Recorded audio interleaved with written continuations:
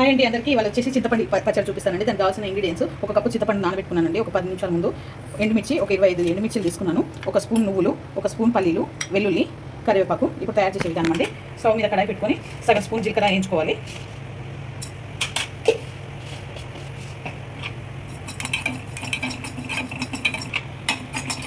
ఇది జీలకర్ర వేగిపోయిందండి. పల్లీలో నేను ఆల్రెడీ వేయించుకొని పొట్టు తీసి పెట్టుకున్నానండి. దీంట్లోనే జీలకర్ర వేసేస్తాను. ఒక స్పూను నువ్వులు తీసుకున్నాను కదా, అవి కూడా వేయించుకోవాలి.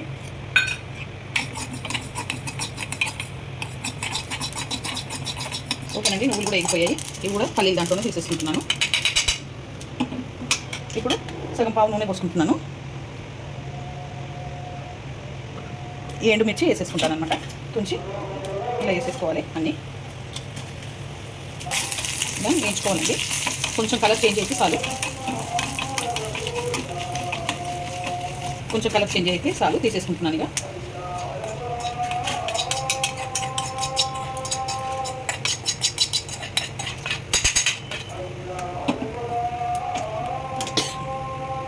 ఇంకో సగం స్పూను ఆయిల్ పోసుకోవాలి. ఈ చింతపండు వేసేసుకోవాలి.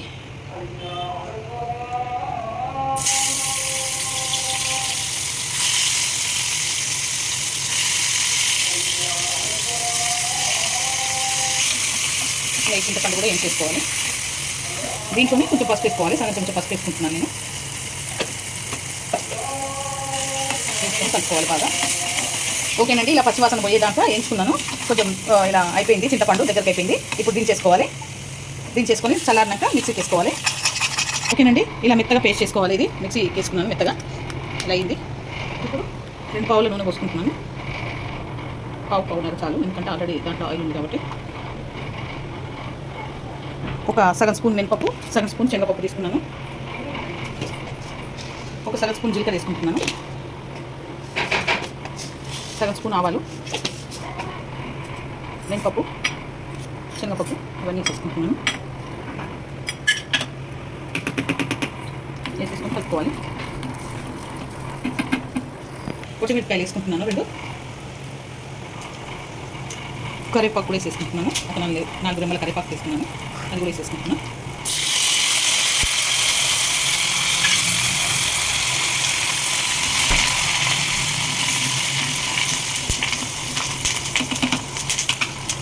ఇప్పుడు దీంట్లో ఈ పచ్చడి అంతా వేసేసుకోవాలి.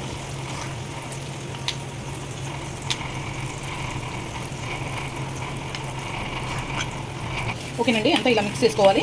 ఈ వీడియో కనుక నచ్చితే లైక్ చేయండి, షేర్ చేయండి, కామెంట్ చేయండి, సబ్స్క్రైబ్ చేయండి. చాలా బాగుంటుంది చింతపండు పచ్చడి. మీరు కూడా ట్రై చేయండి. ఇలా చేసుకుంటే జ్వరం వచ్చినప్పుడు కానీ, హెల్త్ బాగాలేనప్పుడు, ఏదైనా తినబుద్ధి కానప్పుడు ఇలా చేసుకొని తింటే చాలా బాగుంటుంది. వేడి వేడి అన్నంలో నెయ్యి వేసుకొని తింటే చాలా బాగుంటుంది. ట్రై చేయండి మీరు కూడా ఇంట్లో.